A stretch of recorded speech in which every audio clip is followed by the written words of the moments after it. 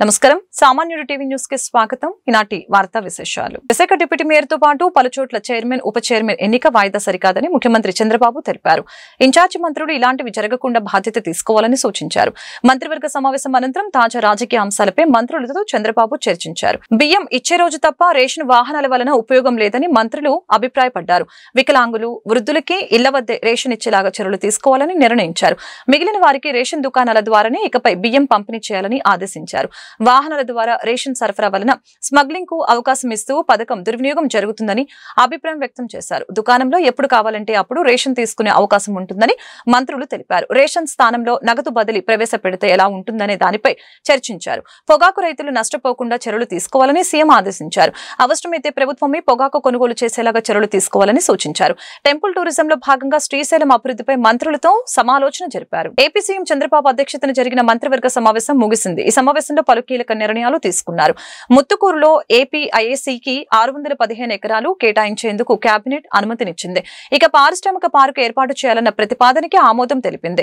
తాడిమరిలో Adani power కి 500 మెగావాట్లు, కొండాపురంలో 1000 మెగావాట్ల పంప్డ్ స్టోరేజ్ ప్రాజెక్టులకి భూ కేటాయింపులకు ఆమోదం తెలిపింది. ఎకరానికి 5 లక్షల చొప్పున భూమి కేటాయించాలని కేబినెట్ నిర్ణయించింది.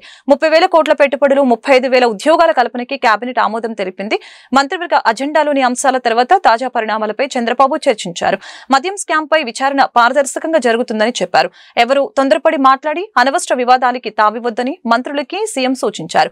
ప్రధాని ఆధ్వర్యంలో జరిగే యోగా డేను విజయవంతం చేయాలని అన్నారు. రూపాయల పెట్టుబడికి సంబంధించి వివిధ సెక్టర్స్ లో ప్రతిపాదనలు ఏదైతే ఎస్ఐబిపి పరిశీలించిందో వాటన్నింటినీ కూడా ఈ రోజు ప్రభుత్వం ఆమోదం తెలిపింది. దాంట్లో Deccan fine chemicals private limited 1560 కోట్ల రూపాయల పెట్టుబడితో 1800 మందికి ఉద్యోగ అవకాశాలు, Bharat electronics limited defence systems integration complex government of India అది 1400 కోట్ల పెట్టుబడితో 800 మందికి ఉపాధి అవకాశాలు లభించేది. PUR energy electronic vehicle manufacturing facility అంటే బ్యాటరీలు, 2 వీలర్స్, ఎలక్ట్రిక్ వెహికల్స్ ని మ్యానుఫ్యాక్చరింగ్ కోసం 1786 కోట్ల రూపాయల పెట్టుబడితో 1200 మందికి ఉపాధి అవకాశాలు లభించే విధంగా, అదేవిధంగా బ్లూజెట్ హెల్త్ కేర్ లిమిటెడ్ 2300 కోట్ల రూపాయల పెట్టుబడితో 1750 మందికి ఉపాధి అవకాశాలు, Jupiter renewable private limited solar cells modules తయారు చేయడానికి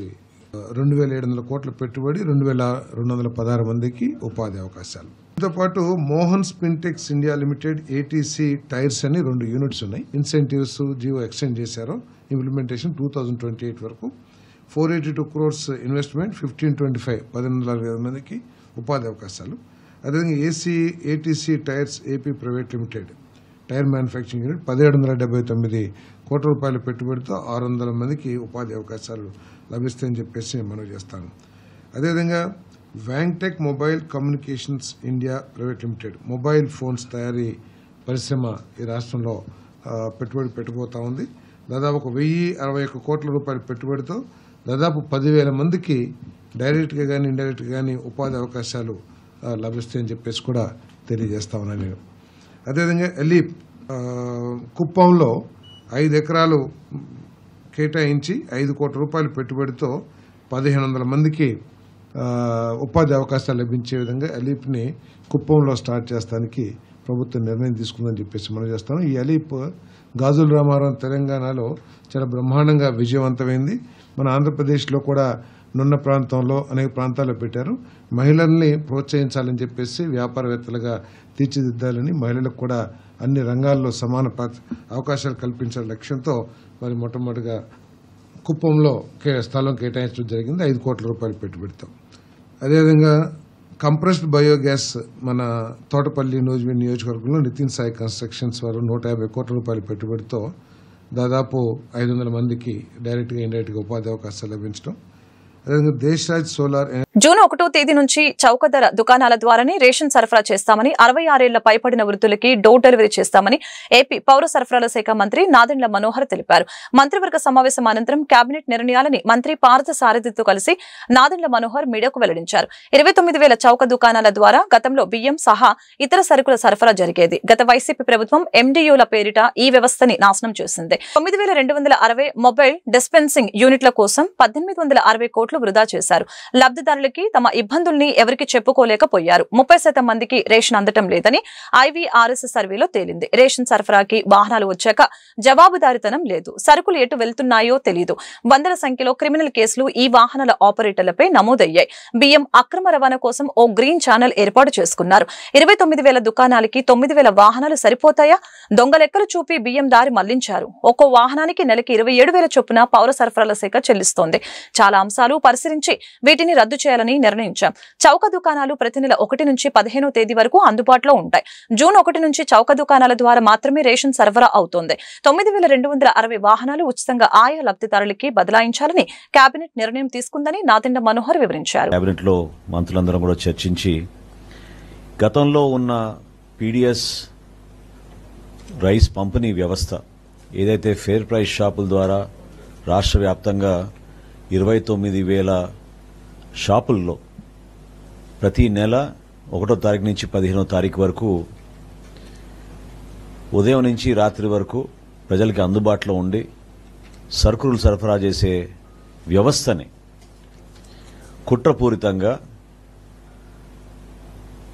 గత వైఎస్ఆర్సీపీ ప్రభుత్వం రాష్ట్రానికి అపార నష్టం కలిగిస్తూ వినియోగదారులు కూడా కనివిని అనిగిన రీతిలో ఇబ్బందికరమైన పరిస్థితులు తీసుకొచ్చారు.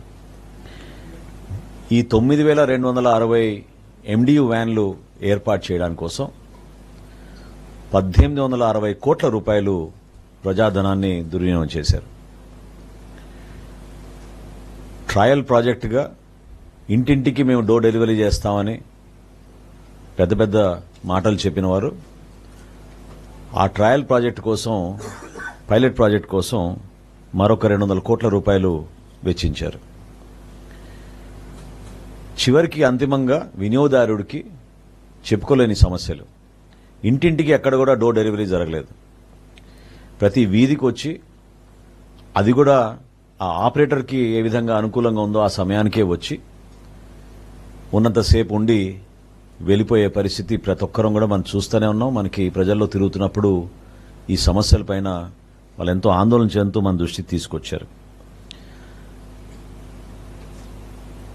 ముఖ్యమంత్రి గారు కూడా కూటమి ప్రభుత్వం ఏర్పడిన తర్వాత IVRS సర్వే టేకప్ చేసినప్పుడు ప్రతి నెల సుమారు 30% లబ్ధిదారులు మాకు రేషన్ అందలేదనే విషయం ప్రతి నెల మాకు వివరాలు వస్తూనే ఉన్నాయి. ఈ నేపథ్యంలో పౌర సరఫరాల శాఖ నుంచి మేము అసలు రైస్ స్మగ్లింగ్ ఏ విధంగా జరుగుతోంది, రాష్ట్ర వ్యాప్తంగా మేము అనేక ప్రాంతాల్లో తనిఖీలు చేసి PDS రైస్ స్మగ్లింగ్ డైవర్షన్ అనే కోణం నుంచి చూసినప్పుడు మాకు అర్థమైంది ఈ వ్యవస్థలో ముఖ్య పాత్ర పోషించింది ఈ వ్యాన్ల వ్యవస్థ తీసుకొచ్చిన తర్వాత. అంటే జవాబుదారితనం లేదు, ఒక స్పష్టత లేదు, సరుకులు తీసుకునేటి ఎవరెటు వెళ్ళిపోతున్నారో ఎవరికి తెలియని పరిస్థితి. అకౌంటబిలిటీ అనేది గతంలో ఫేర్ ప్రైస్ షాప్స్ లో చాలా స్పష్టంగా ఉండేది. గత వైసీపీ ప్రభుత్వ హయాంలో సామాజిక మాధ్యమాల్లో మహిళలపై కొంతమంది పేట్రేగిపోయారు. అసభ్యకరంగా పోస్టులు పెట్టి వేధించారు. ఎవరు ఏం చేయలేరనే ధీమాతో వ్యవహరించారు. ఇకపై మహిళల్ని దూషిస్తూ అవహేళన చేస్తూ వ్యక్తిత్వ హావనానికి పాల్పడుతూ సామాజిక మాధ్యమాల్లో ఎవరైనా పోస్టులు పెడితే చూస్తూ ఊరుకో, కఠిన చర్యలు తీసుకుంటామని రాష్ట్ర మహిళా కమిషన్ చైర్పర్సన్ రాయపాటి శైలజ స్పష్టం చేశారు.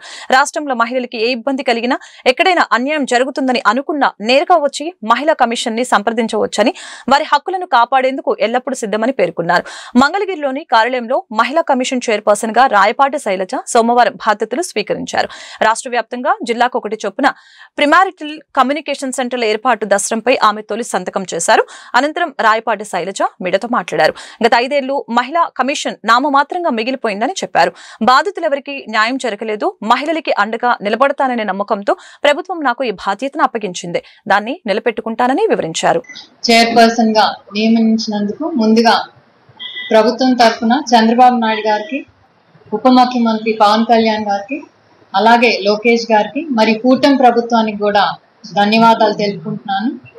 ఒక నమ్మకంతో, నాపై ఒక భరోసాతో ఈ బాధ్యత, ఇంత బరువైన బాధ్యత అప్పగించినందుకు వాళ్ళు చూపించిన ఏదైతే నమ్మకం ఉందో ఆ నమ్మకం నిలబెట్టుకుంటానని మాటిస్తున్నాను. అలాగే మహిళా కమిషన్ అనేది మహిళలపై జరిగే నేరాలకు కానివ్వండి, అత్యాచారాలకి వాళ్ళ సమాజ హక్కు నిలబెట్టడానికి ఆంధ్రప్రదేశ్ రాష్ట్ర ప్రభుత్వం మహిళా కమిషన్ ని స్థాపించింది. సో అలాగే భారత రాజ్యాంగం ప్రకారం కూడా మహిళల హక్కులు సంక్షేమ సాధనకు మహిళా కమిషన్ తోడ్పడుతుంది. ఆంధ్ర రాష్ట్రంలో మహిళలందరికీ ఏ ఇబ్బంది కలిగినా కూడా, ఎక్కడైనా మీకు అన్యాయం జరుగుతుంది అనుకుంటే, మీ హక్కులు కాలు రాస్తున్నారు అనుకుంటే తప్పకుండా మీరు నేరుగా వచ్చి మహిళా కమిషన్ ని సంప్రదించవచ్చు. గత 5 ఏళ్లలో కూడా చూసాం, మహిళా కమిషన్ కేవలం అదొక నామకే వాస్తేలాగా మిగిలిపోయింది. ఎవరికి న్యాయం జరగలేదు. ఎందుకంటే అమరావతి రైతులకి ఏదైతే అన్యాయం జరుగుతున్నప్పుడు నేను కూడా మహిళా కమిషన్ ని సంప్రదించాను. ఇక్కడ న్యాయం జరగకపోతే మళ్ళీ నేషనల్ విమెన్ కమిషన్ కూడా వెళ్లాల్సిన పరిస్థితి మాకు వచ్చింది. అలాంటి పరిస్థితి నాకు ఇచ్చిన ఈ బాధ్యత ఏదైతే ఈ 2 ఏళ్ల పదవీ కాలంలో ఉందో, ఇక్కడ రాష్ట్రంలోని ఏ మహిళకు అలాంటి పరిస్థితి రాకుండా బాధ్యతగా నా కర్తవ్యాన్ని నిర్వహిస్తాను. గత వైసీపీ పాలనలో గుంటూరు మిర్చి యార్డ్ అవినీతికి నిలయంగా మారిందని గుంటూరు పశ్చిమ ఎమ్మెల్యే గల్లా మాధవి ఆరోపించారు. మిర్చి యార్డుకి వచ్చే రైతుల్ని అనేక విధాలుగా దోపిడీ చేశారని మండిపడ్డారు. మిర్చి కమిషన్ లైసెన్స్ల జారీ విషయంలో అనేక అక్రమాలతో పాటు పెద్ద ఎత్తున డబ్బు చేతులు మారిందని తెలిపారు. చివరికి రైతులకు అందించే ఉచిత భోజన పథకంలో కూడా అవినీతి జరిగిందని దుయ్యపట్టారు. గుంటూరు జిల్లా టీడీపీ కార్యాలయంలో ఏర్పాటు చేసిన మీడియా సమావేశంలో ఎమ్మెల్యే మాట్లాడారు. కూటమి పాలనలో గుంటూరు మిర్చి యార్డులో జరుగుతున్న అవినీతికి చెక్ పెడతామని చెప్పారు. రాష్ట్ర వ్యవసాయ శాఖ మంత్రి అచ్చెన్నాయుడు దృష్టికి ఈ వ్యవహారం తీసుకువెళ్తామని అన్నారు. అనంతరం ఎమ్మెల్యే మిర్చి యార్డులో జరిగిన అవినీతిపై జాయింట్ కలెక్టర్ భార్గవ్ తేజ్ కి విజ్ఞాపన పత్రం అందజేశారు. 5 సంవత్సరాల్లో మిర్చి యార్డులో జరిగిన అవకతవకలు మనందరికీ తెలిసిందే. విజిలెన్స్ వారిని ఏర్పాటు చేసుకుని మరి దాంట్లో జరిగిన కుంభకోణాలని, అవినీతిని మనం బయటపెట్టే ప్రయత్నం కూడా చేస్తున్నాము. మరి ఇలాంటి క్రమంలో ఇప్పటికే 600 పైచిలుకు లైసెన్సులు ఇచ్చి ఎన్నో అక్రమాలకు గురి చేసి బినామీ పేర్లతో ఈ లైసెన్సులన్నీ ఉండి నిజంగా జరుగుతున్న వ్యాపారం ఒక 200 కంటే లేని క్రమంలో ఈరోజు 635 లైసెన్సులు రన్ అవుతున్న క్రమంలో మిగతా అన్నీ కూడా కేవలం బినామీ పేర్లతో ఉన్న పరిస్థితుల్లో ఇంత అవినీతి జరుగుతున్న క్రమంలో మళ్ళీ కొత్తగా లైసెన్సుల్ని ఇవ్వాలి అని చెప్పి నా దగ్గరికి నన్ను అభ్యర్థిస్తూ వస్తున్నారు. మరి వీటన్నిటికి కూడా ఒక చెక్ పెట్టే అవసరం ఉంది. మరి కూటమి ప్రభుత్వం ఏర్పాటు అయినప్పటి నుంచి కూడా మాన్య శ్రీ అచ్చెన్నాయుడు గారు రివ్యూ మీటింగ్లో పెట్టుకొని కూడా ఇక్కడ జరుగుతున్న అవకతవకల మీద ఉక్కుపాదం మోపుతామని చెప్పి ప్రతి ఒక్కరికి కూడా హామీ కూడా ఇవ్వడం జరిగింది. ఈ నేపథ్యంలోనే ఇంతవరకు కూడా లైసెన్సులు మనం కేటాయించలేని పరిస్థితి కూడా ఏర్పడింది. అయితే ఈ క్రమంలో కొత్త లైసెన్సులు అనే ఒక ఆలోచన, కొత్త లైసెన్సులు కేటాయింపులు అనే ఒక ఊహాగానాలు మాటలు విని చాలామంది కూడా మాకు కావాలి అని చెప్పి సంప్రదిస్తున్న పరిస్థితుల్లో మరి ఎన్నో అవకతవకలు అవినీతులు మయంగా మరి గత పాలకులు మిర్చి యార్డ్ని ఉంచేసిన పరిస్థితుల్లో ఈరోజు మళ్ళీ కొత్త లైసెన్సుల గురించి అడగడం నిజంగా బాధాకరంగా ఉంది. ఈ అంశాలన్నింటినీ కూడా ముందుకు తీసుకెళ్తూ ఈరోజు ఒక రిప్రజెంటేషన్ రూపంలో అచ్చెన్నాయుడు గారికి, అదేవిధంగా మన కలెక్టర్ గారికి అండ్ మరి మన మిర్చి యార్డ్ కమిషనర్ గారికి, సిఎస్ గారికి, ప్రిన్సిపల్ సెక్రటరీ గారికి అందరికీ కూడా ఈ యొక్క రిప్రజెంటేషన్ని రెడీ చేసి ఇందులో జరుగుతున్న అవినీతి మీద ఉక్కుపాదం మోపాల్సిందిగా వారిని అభ్యర్థిస్తూ, కొత్త లైసెన్సుల మాట దేవుడెరుగు, ఉన్న లైసెన్సుల్లోనే ఎన్నో అవినీతి కార్యక్రమాలు జరిగినప్పుడు బాగా జరుగుతున్న వ్యాపారస్తులు ఏంటో గుర్తించి అవినీతికి పాల్పడని ఆ లైసెన్సులు మాత్రమే ముందుకు వెళ్ళేలాగా వారిని చర్యలు తీసుకునే విధంగా నేను కోరుతూ ఈ యొక్క లెటర్ని రెడీ చేయడం జరిగింది. వాళ్ళందరికీ కూడా దీన్ని అందజేయడం జరుగుతుంది. కాబట్టి ఏదేమైనా కానీ పశ్చిమ నియోజకవర్గంలో ఎలాంటి అవినీతికి అక్రమాలకి ఆస్కారం లేని ఒక రాజ్యాన్ని, పరిపాలనని అందించడమే నా ధ్యేయంగా ఈరోజు ఇక్కడ పరిపాలన కొనసాగిస్తూ ఉండాలి అని దృఢ నిశ్చయంతో ఉన్నాను. దానికి నా నాయకులు అందరూ కూడా నాకు సహాయ సహకారాలు నిత్యం గెలిచినప్పటి నుంచి కూడా అందిస్తూనే ఉన్నారు. ఈ 5 ఏళ్ళు, రానున్న 5 ఏళ్ళు ఆ పైనున్న చంద్రబాబు నాయుడు గారి పరిపాలన కొనసాగుతూనే ఉంటుంది. ఈ క్రమంలో ఎక్కడా కూడా అవినీతి అక్రమాలకి పాల్పడని ఒక రాజ్యాన్ని అందించాల్సిందిగా మా లక్ష్యంగా మేము అందరం కూడా కృషి చేస్తూ ఉన్నాం. కార్యకర్తల అండదండతో ఈ యొక్క సుపరిపాలనని ప్రజలకు. గత 7 సంవత్సరాలుగా రాజవరపు ధనలక్ష్మితో అక్రమ సంబంధం ఏర్పరచుకొని తన భర్త తనను వేధిస్తున్నాడని భార్య కుసుమకుమారి ఆవేదన వ్యక్తం చేసింది. ఈ సందర్భంగా కుసుమకుమారి మీడియాతో మాట్లాడారు. 18వ తేదీ ఆదివారం తన భర్త ధనలక్ష్మి తనపై హత్యాయత్నం చేశారని చెప్పారు. లాంలో తన తండ్రి వద్ద ఉండగా దాడి చేసి కంట్లో కారం చల్లి నోట్లో టాబ్లెట్లు వేసి ముక్కు మూశారని తెలిపారు. అపస్మారక స్థితిలో ఉన్న నేను జీజేహెచ్ కి సన్నిహితుల సహాయంతో వచ్చానని చెప్పారు. తనపై గతంలోనూ దాడి చేస్తే ఎస్పీ కార్యాలయంలో ఫిర్యాదు చేశానని అన్నారు. తన భర్త ధనలక్ష్మి నుంచి ప్రాణహాని ఉందని తనను రక్షించి న్యాయం చేయాలని కోరారు. నా హస్బెండ్ పేరు సురేష్ బాబు. ఆయన కొల్లిపారు పోలీస్ స్టేషన్లో పనిచేస్తున్నారు సార్. అయితే ఆయన ఇద్దరితో ఎఫ్ఐఆర్ పెట్టుకున్నారండి. ఆ ఇద్దరు ఏదిస్తుంటే నేను పోయిన సంవత్సరం నవంబర్ 3వ తారీఖున తాడికొండలో ఎఫ్ఐఆర్ చేశానండి. రాజవరపు ధనలక్ష్మి, గుంటు మరియమ్మ అనే అమ్మాయి మీద, మా హస్బెండ్ మీద, ముగ్గురు మీద ఎఫ్ఐఆర్ చేసినప్పుడు మరియమ్మ అనే అమ్మాయి సైలెంట్ అయిపోయిందండి. ఈ రాజవరపు ధనలక్ష్మి అనే అమ్మాయి అయితే అప్పటి నుండి నన్ను వెంబడిస్తూనే ఉందండి. నన్ను చంపడానికి డ్యూటీకి వస్తున్నా పోతున్నా నాకు వార్నింగ్లు ఇస్తుందండి. మొన్న రీసెంట్గా 2వ తారీఖున మోడీ గారు వచ్చే రోజు బాబుని స్కూల్ దగ్గర దింపటాకని వెళ్తే వాడు హస్బెండ్ బండి మీద వెళ్తా కూడా నాకు రాయిసిరేసి మూస్తా వెళ్ళిందండి. అప్పుడైతే నేను సిఐ గారితో కూడా మాట్లాడొచ్చానండి. మొన్న 14వ తారీఖు నైట్ తన హస్బెండ్ ఫోన్ నుండి నాకు ఫోన్ చేసి ఇద్దరు బెదిరించారండి. తనైతే అసే కుసుమ నిన్ను పుట్టించిన మేము దగ్గరికి పంపిస్తానని చెప్పి నాతో ఛాలెంజ్ చేసిందండి. అయితే మొన్న ఆదివారం మా హస్బెండ్ పొద్దున్నే నాకు 4:30కు ఫోన్ చేసి అప్పటి నుండి నా పిల్లల్ని కేసు పెట్టిన దగ్గర నుండి నా ముగ్గురు పిల్లల్ని పెట్టుకుని నేను గుంటూరులో ఉంటున్నానండి. నా హస్బెండ్ లాంలో మా ఓన్ హౌస్లో ఉంటున్నాడండి. అయితే తను నా హస్బెండ్ నా పిల్లల దగ్గరికి నా దగ్గరికి రానిట్లేదండి.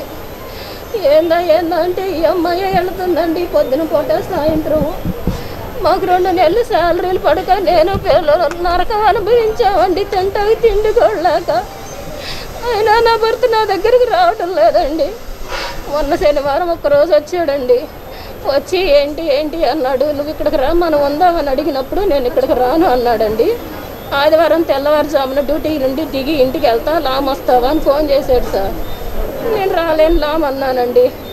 అని ఎందుకో ఒక్కదాన్ని అట్ట పడుకుంటే పిల్లలు గుర్తొచ్చి నా భర్త గుర్తొచ్చి ఏడ్చుకుంటా ఆదివారం సోమవారం సెలవే కదా నా హస్బెండ్ దగ్గరికి వెళ్దామని చెప్పి నేను 6:30కు బయలుదేరి లామ్ వెళ్ళానండి. వెళ్ళేసరికి నా హస్బెండ్ లేడు, ఇంట్లో లైట్లు వేసి ఉండేవి. లైట్లు వేసి ఉంటే వస్తాడు కదా అని కూర్చున్నానండి. కరెక్ట్గా 7:20కి ఈ అమ్మాయిని ఎక్కించుకొచ్చాడండి, రాజవరపు ధనలక్ష్మిని ఎక్కించుకొచ్చినప్పుడు ఈ అమ్మాయి దిగి లోపలికి వచ్చింది. ఏంటే నువ్వు నా ఇంటికి వచ్చావంటే నన్ను ఎగిరి కొట్టింది సార్. అంత దూరం పడ్డానండి నేను. నా ఇల్లు అంటావేంది సురేష్, నా మగుడు, ఇది నా ఇల్లు, నా మగుడు, నా ఇల్లు అని కొట్టిందండి. కొడతాం అంత దూరంలో పడ్డాను. ఎస్టీ వర్గీకరణతోనే యానాదులకు మేలు జరుగుతుందని యానాదుల సంక్షేమ సంఘం రాష్ట్ర అధ్యక్షులు పెంచలయ్య, రాష్ట్ర కార్యదర్శి బాపట్ల బ్రహ్మయ్య పేర్కొన్నారు. గుంటూరులో జరిగిన యానాదుల సంక్షేమ సంఘం జిల్లా కార్యవర్గ సమావేశంలో వారు మాట్లాడారు. ఎస్సీ ఎస్టీల వర్గీకరణ రాష్ట్ర ప్రభుత్వాలు చేసుకోవచ్చన్న సుప్రీంకోర్టు తీర్పుకి అనుగుణంగా ఎస్టీలను వర్గీకరించాలని వారు డిమాండ్ చేశారు. కేంద్ర రాష్ట్ర ప్రభుత్వాలు చొరవ తీసుకుని కమిషన్ ఏర్పాటు చేసి వర్గీకరణ దిశగా అడుగులు వేయాలని తెలియజేశారు. తమ డిమాండ్లు పరిష్కరించాలని కోరుతూ జూన్ 2వ తేదీన గుంటూరు కలెక్టరేట్ కార్యాలయం ఎదుట నిరసన కార్యక్రమం చేపడుతున్నట్లు తెలిపారు. నా పేరు కల్లూరు పెంచలయ్య, యానాదుల సంక్షేమ సంఘం రాష్ట్ర అధ్యక్షుడిని మరియు యానాది రిజర్వేషన్ పోరాట సమితి వ్యవస్థాపక అధ్యక్షుడిగా పనిచేస్తా ఉన్నాను. ఈరోజు గుంటూరులోనే గోపాలకృష్ణయ్య యానాది కాలనీలోనే కమ్యూనిటీ హాల్లో యానాదుల సంక్షేమ సంఘం గుంటూరు జిల్లా కార్యవర్గ సమావేశం నిర్వహిస్తూ ఉన్నాం. ఈ యొక్క కార్యవర్గ సమావేశంలో ఈ రాష్ట్రంలో యానాదులు ఎదుర్కొంటున్నటువంటి సమస్యలను చర్చించి పలు తీర్మానాలు చేసి వాటికి సంబంధించి కొన్ని కార్యాచరణ కూడా ప్రకటించాం. అందుకు సంబంధించినటువంటి విషయాలను ఈరోజు తెలియజేసేదాని కోసం మీడియా మిత్రులందరూ కూడా సమావేశం ఏర్పాటు చేయడం. ఈ సందర్భంగా మేము ఏదైతే జూన్ 2వ తేదీన ఏదైతే గుంటూరు కలెక్టర్ ఆఫీస్ ఎదుట ఎస్టీ వర్గీకరణ చేయాలి అని చెప్పి డిమాండ్ చేస్తూ యానాది రిజర్వేషన్ పోరాట సమితి ఆధ్వర్యంలో జూన్ 2వ తేదీన కలెక్టరేట్ గుంటూరులోనే కలెక్టరేట్ ఎదుట నిరసన తెలియజేయబోతా ఉన్నామని చెప్పి సందర్భంగా మేము తెలియజేస్తా ఉన్నాం. ఏదైతే ఈ రాష్ట్రంలో గిరిజన జనాభా 30 లక్షలు ఉంటే అందులో యానాదులు 10 లక్షలు ఉన్నారు. అంటే గిరిజన జనాభాలో 30% మంది యానాదులు ఉన్నారు. కానీ యానాదులు ఇప్పటికీ అన్ని విధాల వెనకబడి ఉన్నారు. ఆర్థికంగా, సామాజికంగా, రాజకీయంగా వెనకబడి ఉన్నారు. ఈ నేపథ్యంలో ఏదైతే ఆగస్టులో గౌరవ సుప్రీంకోర్టు ఒక తీర్పిచ్చింది, ఏదైతే ఎస్సీ ఎస్టీ ఉపకులాల వర్గీకరణను ఆయా రాష్ట్ర ప్రభుత్వాలు చేసుకోవచ్చు అని చెప్పి తీర్పునిచ్చింది. ఆ తీర్పు మేరకు ఏదైతే కూటమి ప్రభుత్వము ఎస్సీ కులాలను వర్గీకరించింది. మరి మేము ఈ సందర్భంగా యానాదులుగా ఏదైతే ఎస్టీ వర్గీకరణ యానాదులకు అవసరం అనేటువంటి డిమాండ్తో ఎస్టీ వర్గీకరణ చేసి యానాదులకు న్యాయం చేయాలని చెప్పి మేము ప్రభుత్వాన్ని డిమాండ్ చేస్తా ఉన్నాం. ఎందుకంటే ఏదైతే యానాదులు ఇప్పటికీ విద్యపరంగా యానాదులకు అన్యాయం జరుగుతూ ఉంది, ఉద్యోగాల్లో అన్యాయం జరుగుతూ ఉంది, ఉపాధిలో అన్యాయం జరుగుతూ ఉంది, అన్ని విధాల అన్యాయం జరుగుతూ ఉంది. ఏదైతే గిరిజన జాతుల్లో ఉండేటువంటి అభివృద్ధి చెందినటువంటి ఇతర గిరిజన తెగలు యానాదులకు రావాల్సినటువంటి రాజకీయ ఫలాలు పొందుతూ ఏదైతే యానాదు పొందుతున్నారో ఫలితంగా యానాదులకు తీవ్రమైనటువంటి అన్యాయం జరుగుతూ ఉంది. ఈ నేపథ్యంలో మేము ఎస్టీ వర్గీకరణకు డిమాండ్ చేస్తూ ఉన్నాం. ఏదైతే ఏప్రిల్ 14వ తేదీన నెల్లూరులో యానాది రిజర్వేషన్ పోరాట సమితిని ప్రారంభించాం. ఏదైతే యానాది రిజర్వేషన్ పోరాట సమితి ఆధ్వర్యంలో ఆ నెల్లూరు తర్వాత ఒంగోలు. నా పేరు బాపట్ల బ్రహ్మయ్య. నేను యానాది సంక్షేమ సంఘంలో స్టేట్ అధికార ప్రతినిధిగా పనిచేస్తున్నాను.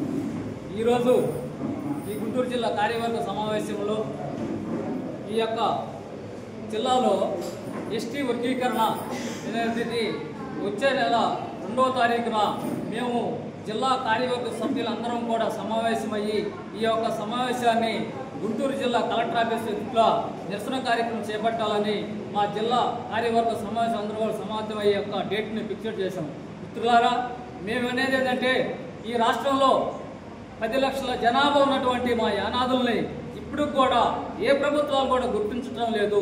యానాదుల యొక్క స్థితిగతులు కూడా ఇప్పుడు కూడా చెరువు కట్టల మీద కాలువ కట్టల మీద కూడా జీవన విధాలు ఎక్కడైతే ఉన్నాయో అక్కడే ఉన్నాయి. మనకు స్వాతంత్రం వచ్చి 76 సంవత్సరాలు అవుతున్నా కానీ యానాదుల యొక్క స్థితిగతులు ఎక్కడ కూడా మారలేదని ఈ యొక్క ప్రభుత్వాన్ని మేము కూడా డిమాండ్ చేస్తూ మా యొక్క న్యాయ కోరిక మేము ఒకటే అడుగుతున్నాము. ఎస్సీ వర్గీకరణతో పాటు ఎస్టీ వర్గీకరణ కూడా రాష్ట్ర ప్రభుత్వాలు కేంద్ర ప్రభుత్వాలు అధ్యయనం చేసి ఈ యొక్క ఎస్టీ వర్గీకరణ కూడా. రాజకీయ అనిశ్చితి సంక్షేమం నుంచి తెలుగుదేశం పార్టీ ఆవిర్భవించిందని గుంటూరు పశ్చిమ ఎమ్మెల్యే గల్లా మాధవి తెలిపారు. రాష్ట్ర రాజకీయాలను ప్రభావితం చేసిన వ్యక్తి నందమూరి తారక రామారావు అని వ్యాఖ్యానించారు. అదే వరవడితో సీఎం అంటే చంద్రబాబే గుర్తుకు వచ్చేలాగా జనరంజక పాలన సాగించారని గుర్తు చేశారు. గుంటూరు జిల్లా టీడీపీ కార్యాలయంలో పశ్చిమ నియోజకవర్గ మినీ మహానాడు కార్యక్రమం ఆదివారం ఘనంగా జరిగింది. ఈ సందర్భంగా ఎమ్మెల్యే 8 తీర్మానాలు ప్రవేశపెట్టి ఆమోదింపజేశారు. ఈ సందర్భంగా గల్లా మాధవి మాట్లాడుతూ కడపలో జరిగే మహానాడు కార్యక్రమాన్ని విజయవంతం చేయాలని పిలుపునిచ్చారు. పార్టీ పట్ల అంకితభావం నిబద్ధతతో పనిచేసే కార్యకర్తలకు ఎప్పుడు సముచిత గౌరవం లభిస్తుందని చెప్పారు. పార్టీ మరింత బలోపేతానికి అహర్నిశలు శ్రమిద్దామని పిలుపునిచ్చారు. ఈ కార్యక్రమంలో గుంటూరు నగర మేయర్ కోవెలముడి రవీంద్ర, తాడిశెట్టి మురళి, మన్నవ మోహన్ కృష్ణ, డేగల ప్రభాకర్, కనకాచారి, మల్లెల ఈశ్వర, తాళ వెంకటేష్ యాదవ్, నిమ్మల శేషయ్య తదితరులు పాల్గొన్నారు. నమస్కారాలు. మరి ఈరోజు 27, 28, 29 కడపలో జరుపుకోబోతున్న మహానాడుని పురస్కరించుకొని మన నియోజకవర్గంలో మినీ మహానాడుని ఏర్పాటు చేసుకొని కొన్ని తీర్మానాల్ని ఆమోదించుకోవడం జరిగింది. చాలా సంతోషం. మరి వచ్చిన ఈ సంవత్సరంలో మనం సాధించిన విజయాలు, మనం సాధించుకోవాల్సిన పనులు, అదేవిధంగా కొంత కృతజ్ఞత చెప్పుకోవాల్సిన అంశాలు అన్నీ కూడా పొందుపరుచుకొని వాటిలన్నిటికీ ఆమోదించుకోవడం జరిగింది. పెద్దలందరూ కూడా అనేక అంశాలని చర్చించారు. వారి యొక్క అభిప్రాయాన్ని వేదికగా వారు మన ముందు ఉంచారు. ప్రతి అభిప్రాయాన్ని అంగీకరిస్తూ గౌరవిస్తూ కొన్ని అంశాలని మీ ముందు తీసుకురావాలనుకుంటున్నాను.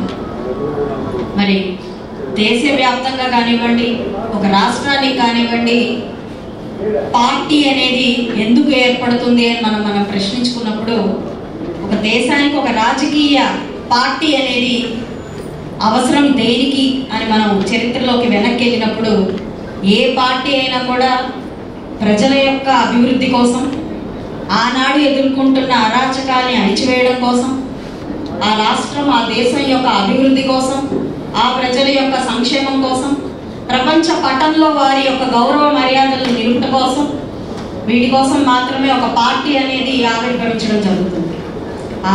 ఆనాడు బ్రిటిష్ వారు ఉన్నప్పుడు వారిని పారదోలడానికి ఐఎన్సీ ఎలా అయితే ఏర్పడిందో అదేవిధంగా మన ఆంధ్ర రాష్ట్రంలో మన ఆంధ్రుల యొక్క గౌరవ మర్యాదల్ని పెంచడానికి, కాపాడడానికి, బడుగు బలహీన వర్గాల్ని బయటికి తీసుకురావడానికి ఆ రోజున్న సంక్షోభంలో నుంచి పుట్టింది తెలుగుదేశం పార్టీ. ఆనాటి నుంచి ఈనాటి వరకు ప్రతి ఒక్కరి గుండె చప్పుల్లో మాకేదైనా జరుగుతుంది. జగన్ ఒక సాడిస్ట్, అహంభావి అని టీడీపీ రాష్ట్ర నాయకులు తాడిశెట్టి మురళి మండిపడ్డారు. జగన్ చేసిన ఆకృత్యాలు చూసిన వ్యక్తిగా ఆయన సామాజిక వర్గానికి చెందిన వ్యక్తులు ఆధిపత్యానికి చెక్ పెట్టేందుకు టీడీపీలో చేరటం జరిగిందని చెప్పారు. టీడీపీ తరపున ప్రచారం చేసి పార్టీ అభ్యర్థుల గెలుపు కోసం కృషి చేస్తామని అన్నారు. గుంటూరు పశ్చిమ నియోజకవర్గం మినీ మహానాడులో ఆయన మాట్లాడారు. పదవులు వద్దని పార్టీ శాశ్వత సభ్యునిగా కొనసాగుతానని మంత్రి నారా లోకేష్ కి చెప్పడం జరిగిందని గుర్తు చేశారు. కక్షపూరిత రాజకీయాలకు తెరతీసిందే జగన్ అని ఆరోపించారు. పార్టీ కార్యకర్తలకు చీమ కుట్టినా సహించేది లేదని హెచ్చరించారు. జగన్మోహన్ రెడ్డి అనే ఒక సాడిస్టు కాలం పనిచేయడం జరిగింది. ఎంతో కాలంగా అతని యొక్క నడవడికని, అతని యొక్క అహంభావాన్ని గమనిస్తూ కూడా ప్రశ్నించలేని పరిస్థితుల్లో ఎదురు చూస్తూ వచ్చాడు. ఎక్కడ కూడా కష్టపడే వాడికి, పనిచేసే కార్యకర్తకి లేదా అతన్ని అందాలు ఇచ్చినటువంటి మనుషులకి అక్కడ గుర్తింపు ఎటువంటి పరిస్థితుల్లో జరిగే పరిస్థితి లేనటువంటి విషయాన్ని గమనించి ఒక మంచి నిర్ణయం తీసుకోవాలి ఆసన్నమైన సందర్భంలో నాకు ఆ భగవంతుడు దారి చూపినట్టుగా తెలుగుదేశం పార్టీలో చేరే అవకాశాన్ని మరి చంద్రబాబు నాయుడు గారు, లోకేష్ బాబు గారు కల్పించారు. నేను ఆ రోజున జగన్ మీద కసితో, జగన్ చేసినట్టు అన్యాయాన్ని, అకృత్యాన్ని చూసి కళ్ళతో చూసిన వ్యక్తిగా అతనికి మళ్ళీ పదవి వస్తే ఈ ఆంధ్ర రాష్ట్రం నాశనం అయిపోతుంది, నా వంతు నా కృషి చేయాలి, ఈ యొక్క వాళ్ళ కమ్యూనిటీ యొక్క ఆధిపత్యమే నడుస్తుంది కానీ మిగతా వారికి ఎటువంటి గుర్తింపు లేని పరిస్థితి రాజకీయంగా అనుభవంతో మేము గమనించి మా కుటుంబం నిర్ణయం తీసుకున్న ఆ రోజు జగన్ మీద కసితో, కోపంతో జగన్ యొక్క పరిపాలన అంతం కావాలని మేము ఎలక్షన్ చేయడం జరిగింది. టీడీపీ ప్రతిష్ట మరింత ఇనుమడింప చేసేలాగా మహానాడు కార్యక్రమాన్ని విజయవంతం చేయాలని గుంటూరు నగర మేయర్ కోవలమూడి రవీంద్ర కార్యకర్తలకి పిలుపునిచ్చారు. ఎన్టీఆర్ స్ఫూర్తితో సీఎం చంద్రబాబు సాగిస్తున్న పాలనలో ప్రజలు సంతోషంగా ఉన్నారని గుర్తు చేశారు. గుంటూరు జిల్లా టీడీపీ కార్యాలయంలో పశ్చిమ నియోజకవర్గ మినీ మహానాడు కార్యక్రమం ఆదివారం ఘనంగా జరిగింది. ఈ సందర్భంగా ఎమ్మెల్యే ప్రతిపాదించిన 8 అంశాలని మేయర్ చదివి వినిపించారు. అనంతరం ఆ ప్రతిపాదనను కార్యకర్తల చేత ఆమోదింప చేశారు. కార్యకర్తలకి పార్టీ ఎప్పుడు అండగా ఉంటుందని పేర్కొన్నారు. అట్లాగే ఈ మాట్లాడే ముందు కల్లా మాధవి గారి అనుమతితో ఈ యొక్క వెస్ట్ కాన్స్టిట్యూన్సీ నుంచి ఒక 8 తీర్మానాలని ఈ మినీ మహానాడులో ప్రవేశపెట్టడం జరుగుతుంది. 8 చదువుతాను, చదివినాక మీరు ఆహ్వానించినంతరం కూడా మీకు ఆమోదాన్ని చేతులెత్తి తెలియజేస్తుందిగా ప్రార్థిస్తున్నాను. ఆపరేషన్ సింధూర్ విజయవంతం చేసిన త్రివిధ దళాల సైనికులకు అభినందనలు మరియు ఉగ్రవాద దాడిలో అమరులైన ప్రజలకు, సైనికులకు సంతాపం తెలియజేస్తూ తీర్మానం చేయడమైనది. 2, అమృత 2 పథకం ద్వారా నియోజకవర్గంలో మంచినీటి కొరత తీర్చుటకు నిధులు కేటాయించిన కేంద్ర రాష్ట్ర ప్రభుత్వాలకి కృతజ్ఞతలు తెలుపుతూ తీర్మానం చేయడమైనది. 3, గుంటూరు ప్రజల చిరకాల వాంఛైన శంకరుల సార్వని ఆర్ఓబిని పునర్నిర్మాణము నిధులు కేటాయించిన కేంద్ర రాష్ట్ర ప్రభుత్వాలకి కృతజ్ఞతలు తెలుపుతూ తీర్మానం చేయడమైనది. దీనిలో ముఖ్యంగా మన కేంద్ర మంత్రివర్యులు, మన పార్లమెంట్ సభ్యులు పెమ్మసాని చంద్రశేఖర్ గారు తీసుకున్న అతి ముఖ్యమైన పాత్రకి మనం అందరం కూడా ఆయనకి ధన్యవాదాలు తెలపాల్సిన బాధ్యత మన మీద ఉంది. ఆంధ్రప్రదేశ్ రాజధాని అమరావతి నిర్మాణం నిధులు కేటాయించి శంకుస్థాపన చేసిన ప్రధానమంత్రి నరేంద్ర మోడీ గారికి, ముఖ్యమంత్రి నారా చంద్రబాబు నాయుడు గారికి కృతజ్ఞతలు తెలుపుతూ తీర్మానించమైనది. 5, గుంటూరు పశ్చిమ నియోజకవర్గంలో అసంపూర్ణంగా మిగిలిపోయిన under ground drainage system project నిధులు కేటాయించవలసిందిగా రాష్ట్ర ప్రభుత్వాన్ని అభ్యర్థిస్తూ తీర్మానించమైనది. కృతజ్ఞతలు తెలుపుతూ తీర్మానించమైనది. 8, కుటుంబ సాధికారిక సమితి వ్యవస్థను సృష్టించడం ద్వారా ప్రభుత్వాన్ని మరింత ప్రజలకు చేరవేసే విధంగా నిర్ణయం తీసుకున్న తెలుగుదేశం పార్టీ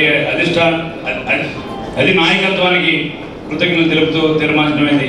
కల్లా మాధవి గారు, గుంటూరు పశ్చిమ మీరందరూ ఆమోదించవలసిందిగా కోరుతూ మీరందరూ మీ యొక్క ఆమోదాన్ని చేతులెత్తి తెలిపవలసిందిగా కోరుతున్నాం. మీరందరూ దీన్ని ఆమోదం చేసినందుకు ధన్యవాదాలు తెలుపుతున్నాను.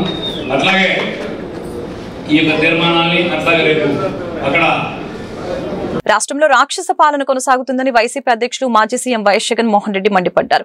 కలియుగంలో రాజకీయాలు చేయాలంటే భయం ఉండకూడదు, కేసులకి జైళ్లకు భయపడకూడదు. అలా అయితేనే రాజకీయాలు చేయగలం, తెగువ ధైర్యం ఉంటేనే రాజకీయాలు చేయగలం. చంద్రబాబు చేస్తున్న రాజకీయాలు ఇలానే ఉన్నాయని వ్యాఖ్యానించారు. స్థానిక సంస్థల ప్రజా ప్రతినిధులతో మంగళవారం వైఎస్ జగన్ భేటీ అయ్యారు. డాక్టర్ బిఆర్ అంబేద్కర్ కోనసీమ జిల్లా రామచంద్రపురం మున్సిపాలిటీ, పార్వతీపురం మన్యం జిల్లా పార్వతీపురం మున్సిపాలిటీ, శ్రీ సత్యసాయి జిల్లా రామగిరి మండలం, గ్రేటర్ విశాఖ మున్సిపల్ కార్పొరేషన్ ప్రజా ప్రతినిధులతో సమావేశమైన వైఎస్ జగన్ తాజా రాజకీయ పరిణామాలపై చర్చించారు. ఈ సందర్భంగా ఆయన మాట్లాడారు. రాబోయే రోజుల్లో ప్రజల తరపున గట్టిగా పోరాటాలు చేద్దామని పిలుపునిచ్చారు. వచ్చేది మన ప్రభుత్వమేనని స్పష్టం చేశారు. అప్పుడు మంచి రోజులు ఖచ్చితంగా వస్తాయని అన్నారు. పార్వతీపురం కౌన్సిలర్లకు, కోనసీమ జిల్లా రామచంద్రపురం నుంచి వచ్చిన కౌన్సిలర్లకు, సత్యసాయి జిల్లా రామగిరి మండలం నుంచి వచ్చిన ఎంపీటీసీలకు, అదేవిధంగా పాలకొల్లు నియోజకవర్గం యలమంచి మండలం నుంచి వచ్చిన ఎంపీటీసీలందరినీ కూడా మీ అందరితో కూడా ఈరోజు సమావేశం కావడం చాలా ఆనందంగా ఉందని చెప్పడానికి సంతోషపడతా ఉన్నా. ఎటువంటి పరిస్థితుల మధ్య ఈరోజు మన రాష్ట్రంలో మనందరం ఈరోజు ప్రయాణం చేస్తూ ఉన్నాము అన్న సంగతి నాకన్నా బెటర్గా కూడా మీకే బాగా తెలుసు.